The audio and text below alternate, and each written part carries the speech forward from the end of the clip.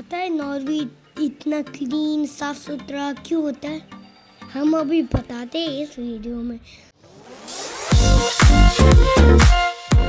This is the common room where you take some stuff and then like cleaning stuff.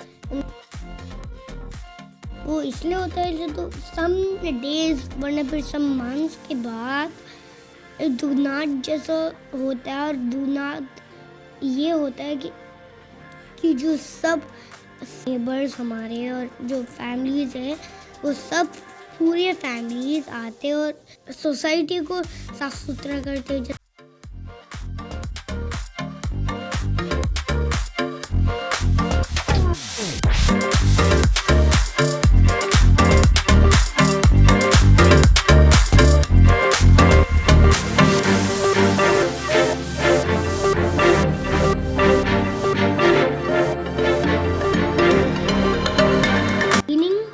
Helpful for our community, तो इसलिए Norway इतना clean साफ सुथरा।